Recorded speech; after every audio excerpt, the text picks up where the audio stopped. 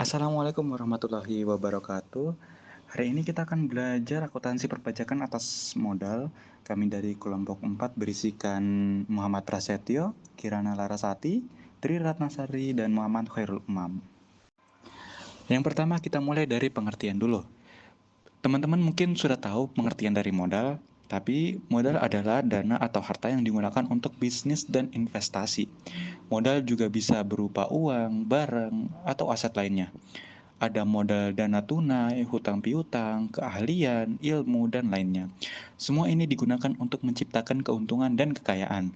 Jadi, modal adalah segala hal yang bisa dimanfaatkan untuk menghasilkan keuntungan dalam bisnis. Jika dapat disimpulkan, modal merupakan hal yang kita miliki baik berupa uang, barang, aset lainnya yang dapat kita manfaatkan untuk menghasilkan keuntungan dalam menjalankan usaha. Dalam prakteknya, modal dapat dikategorikan ke beberapa jenis seperti modal dana tunai dan non-tunai, hutang piutang, semangat, ilmu, relasi, keahlian, keyakinan, brand, ide, dan lain-lain. Selanjutnya ada bentuk-bentuk modal. Yang pertama, modal ekuitas atau sering disebut modal sendiri, merupakan bagian dari modal yang berasal dari kontribusi pemilik atau pemegang saham. Yang kedua, modal utang. Modal utang mencakup kewajiban finansial perusahaan kepada pihak ketiga seperti pinjaman dari bank, obligasi yang diterbitkan, atau kewajiban lain. Selanjutnya ada perlakuan akuntansi atas modal. Salah satu bagian akun yang penting bagi perusahaan adalah struktur permodalan atau ekuitas. Salah satu komponen ekuitas PT adalah modal disetor dalam bentuk saham. Saham biasa atau ordinary share. Setiap saham yang diterbitkan merupakan representasi dari modal yang disetor dan ditempatkan. Jumlah dari modal disetor atau paid in capital ini tidak selalu sama dengan jumlah modal dasar atau authorized capital. Penerbitan yang pertama ada penerbitan dengan nilai normal. Diterbitkan dengan nilai nominal atau per par value tertentu untuk setiap lembar. Kedua, ada penerbitan tanpa nilai nominal. Alasannya, perusahaan terhindar dari liabilitas kontingensi dan perusahaan maupun investor terhindar dari kebingungan antara mencatat nilai nominal atau nilai wajar pasar. Lalu, yang ketiga ada penerbitan dengan sekuritas lain. Ada kalanya perusahaan menerbitkan saham bersama dengan surat berharga atau sekuritas lain. Penerbitan seperti ini dilakukan untuk meningkatkan daya tarik saham perusahaan, sehingga semakin banyak investor yang bersedia untuk menanamkan dana di perusahaan atau dengan harga yang relatif tinggi. Terdapat dua cara untuk mengakui dana yang diterima, yaitu yang pertama metode incremental dan yang kedua metode proporsional. Yang pertama penerbitan dengan nilai nominal. Contohnya, PT Obat Jaya menerbitkan 1 juta lembar saham biasa dengan nilai nominal Rp100 dengan harga Rp500 per lembar yang dibayar tunai oleh sejumlah investor yang membelinya. Lalu jurnalnya adalah kas 100 juta lembar saham biasa dikali Rp500 per lembar, yaitu 500 juta. Lalu di kredit ada modal saham biasa sebesar 100 juta dan agio saham biasa sebesar 400 juta. Lalu ada penerbitan tanpa nilai nominal. Contohnya, PT Obat Jaya menerbitkan 1 juta lembar saham, namun tanpa nilai nominal. Harga penerbitan saham Rp500 lembar. Dibayar tunai oleh sejumlah investor yang membelinya. Jurnalnya, kas pada modal saham sebesar 500 juta. Lalu ada penerbitan dengan sekuritas lain. Contohnya, PT Obat Makmur menerbitkan 3 juta lembar saham biasa bernilai nominal Rp100 dan 1 juta lembar saham preferen bernilai nominal Rp500. Total dana yang diperoleh secara total adalah 1.350.000.000 saham biasa. Saham biasa memiliki nilai pasar sebesar Rp200 dan saham preferen memiliki nilai pasar Rp900 per lembar. Yang selanjutnya yaitu akuntansi atas modal. Tabel alokasi dengan metode proporsional. Saham biasa dengan jumlah 3 juta dikali dengan nilai Rp200, totalnya yaitu 600 juta dengan persentase 40%. Saham preferen dengan jumlah 1 juta dikali dengan nilai Rp900 sehingga mendapatkan total 900 juta dengan persentase 60%. Nilai pasar wajarnya yaitu 600 juta tadi ditambah dengan 900 juta sehingga totalnya 1.500.000.000. Alokasinya untuk saham biasa harga penerbitan 1,1 miliar 350 juta, sedangkan saham preferen 1 miliar 350 juta dengan alokasi persen, saham biasa 40% dan saham preferen 60%. Sehingga jumlah saham biasa 540 juta dan jumlah saham preferennya yaitu 810 juta. Untuk jurnalnya yaitu kas di sisi debit 1 miliar 350 juta, saham preferen di sisi kredit 500 juta, agio saham preferen di sisi kredit 310 juta, saham biasa 300 juta di sisi kredit, agio saham biasa di sisi kredit 240 juta. Selanjutnya yaitu tabel alokasi metode inkremental. Saham biasa dengan jumlah 3 juta dikali dengan nilai Rp200 sehingga mendapatkan total 600 juta. Sehingga nilai pasar wajarnya yaitu 600 juta. Untuk alokasinya saham preferen 1 miliar 350 juta dikurangi dengan 600 juta yang dari nilai pasar wajar tadi sehingga mendapatkan hasil 750 juta.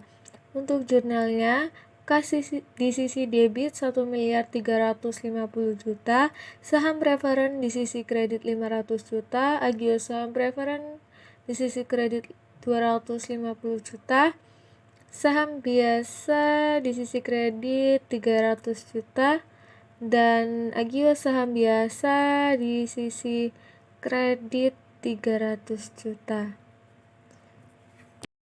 Baik, untuk slide selanjutnya yaitu saham preferen atau preferred stock merupakan jenis saham yang diterbitkan oleh perusahaan dengan karakteristik atau fitur tertentu. Karena saham preferen tidak memiliki hak suara, maka banyak calon investor yang memandang saham preferen sebagai instrumen yang kurang strategis. Selanjutnya di sini ada contoh. PT Obat Manjur menerbitkan 100.000 lembar saham preferen dengan nilai nominal Rp100 per lembar. Saham ini dibeli tunai para investor dengan harga perdana sebesar Rp150 per lembar.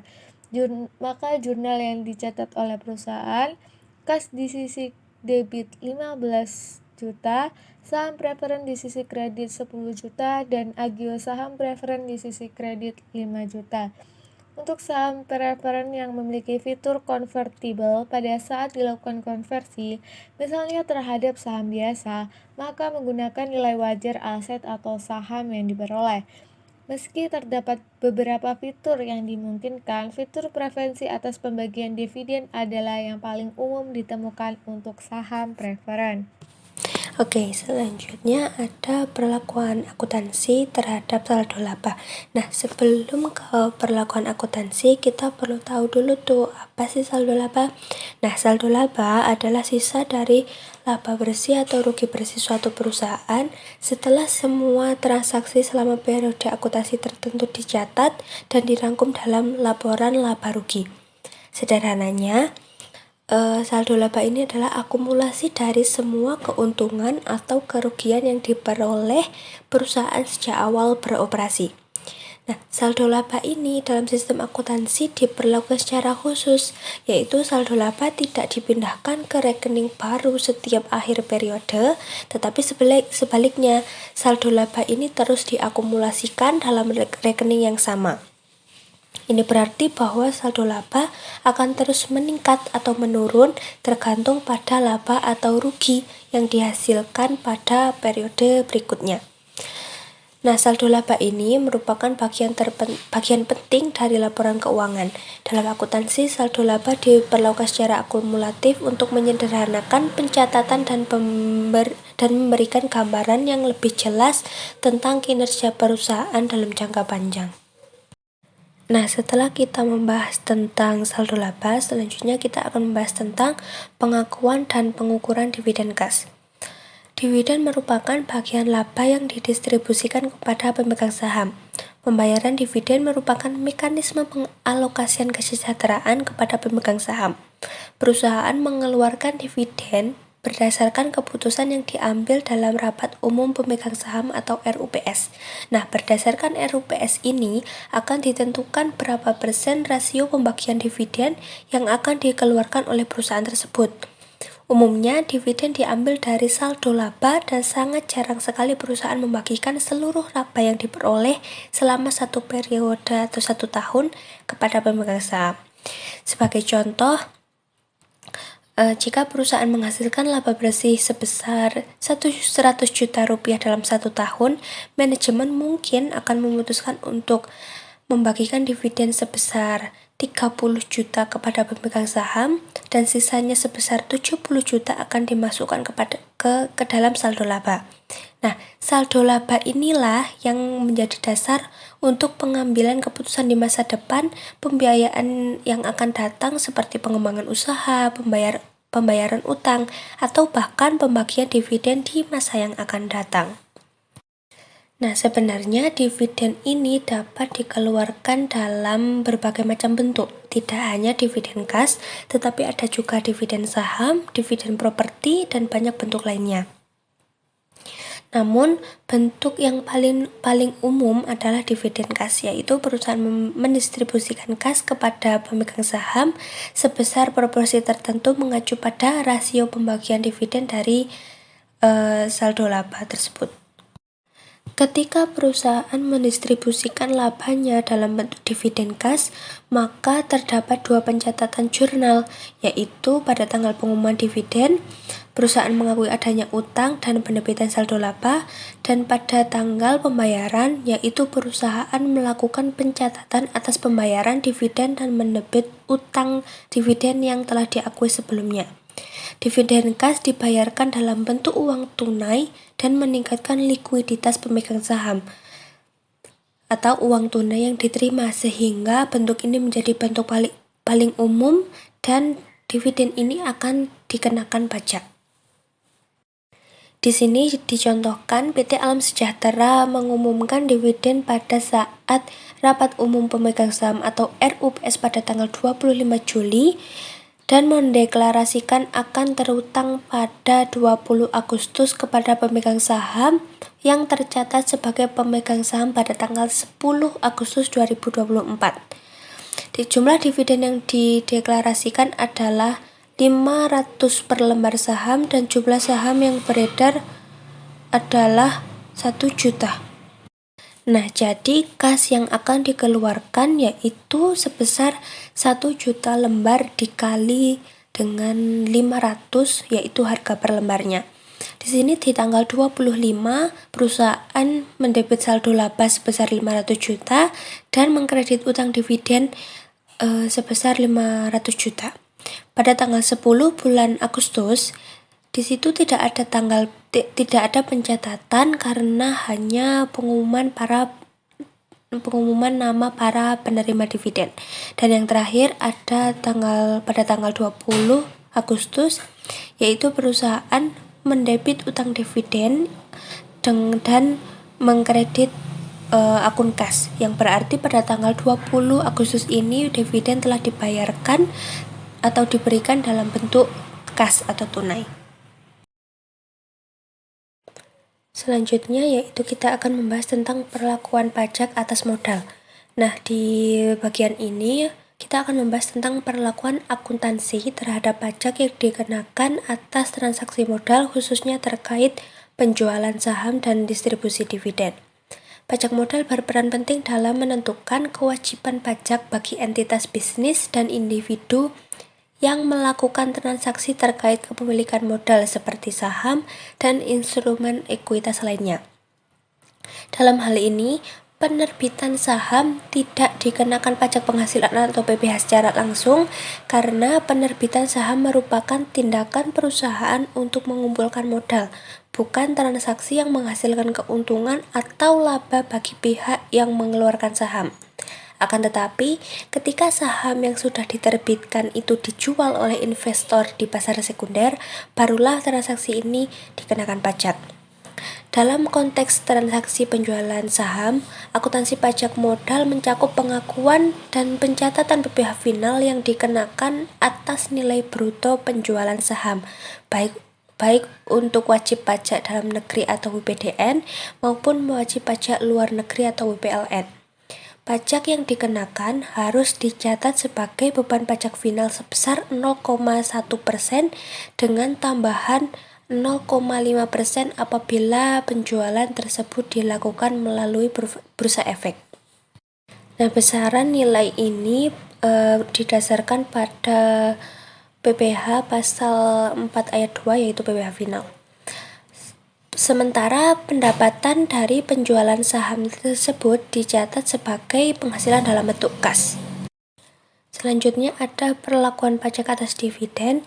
Nah, pajak dividen adalah pemotongan pajak atas pembagian laba atau hasil usaha yang dibayarkan kepada pemegang saham.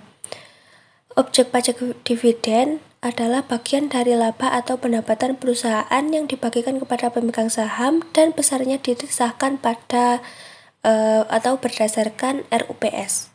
Pada distribusi dividen terdapat pengakuan pajak yang harus dibayarkan berdasarkan tarif yang berlaku, yaitu PPh final untuk WPDN dan WPLN. Untuk WPDN, pajak atas dividen individu dikenakan sebesar 10% menurut PPh final pasal 4 ayat 2, dan untuk badan usaha atau BUT sebesar 15% untuk yang memiliki NPWP dan 30% bagi yang tidak memiliki NPWP berdasarkan aturan PPh pasal 23. Namun, ini tidak berlaku bagi kepemilikan saham lebih dari 25%. Sedangkan untuk distribusi dividen pasal 26 adalah jika dividen yang diterima oleh wajib pajak pribadi yang tinggal di luar negeri atau WPLN maupun perusahaan luar negeri yang kegiatan usahanya melalui BUT di Indonesia serta perusahaan luar negeri yang menerima penghasilan di Indonesia tanpa BUT dengan tarif bersifat final sebesar 20% atau sesuai dengan tax treaty. Berikutnya adalah contoh kasus saham, penjualan saham. Ini ada kasus PT Alam Sejahtera menjual sebanyak 10.000 lembar saham biasa dengan nilai nominal Rp1.000 dengan harga wajar sebesar Rp2.000 per lembar pada tanggal 25 Januari 2024. Jurnal yang akan dicatat adalah kas pada modal saham biasa, agio saham. Kas sudah pasti dapat dari 20 juta karena 10.000 lembar dikali 2.000 karena harga nominal. Modal saham biasa itu 10 juta, tapi karena ada selisih Rp1.000, makanya agio sahamnya 10 juta. Atas transaksi tersebut dikenakan PPh final pasal 4 ayat 2 sebesar itu, sehingga dicatat sebagai berikut. Kas beban PPh pasal 4 ayat 2 pada modal saham biasa dan agio saham. Kasnya senilai 19.980.000 dan beban PPh-nya sebesar 20.000. Modal saham biasanya 10 juta, begitu juga agio sahamnya. Dan terakhir adalah contoh kasus pembagian dividen. Pada tanggal 20 Agustus 2024, PT Alam Sejahtera membagikan dividen tunai sebesar 500 juta kepada 3 pemegang saham dengan nama dan proporsi sebagai berikut. Ada Brian, Tommy, dan Khalid. Masing-masing proporsi adalah 30, 30, dan 40. Labanya 5 juta. Dividennya yang akan dibagikan adalah 1.500.000. Dan potongan PPh pasal 4 ayat 2 adalah sebesar 10%. Untuk Brian dan Tommy itu sebesar 150.000 sama. Sementara untuk Khalid dapat potongan sebesar 200.000. Jadi nilai yang didapat dari dividen setelah pajak adalah 6.350.000 untuk Tommy dan Brian, sementara untuk Khalid 6.800.000.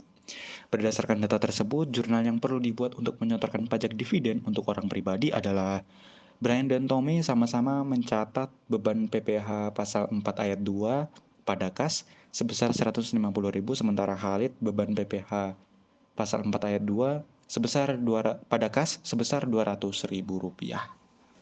Begitu saja pemaparan materi dari kelompok kami. Jika teman-teman ada pertanyaan soal mengenai akuntansi perpajakan atas modal, bisa baca buku kembali di Akuntansi Keuangan Menengah berbasis PSAK semester 4 kemarin. Juga mengikuti tentang perkembangan peraturan pajak yang terkini. Sekian dari kami. Wassalamualaikum warahmatullahi wabarakatuh.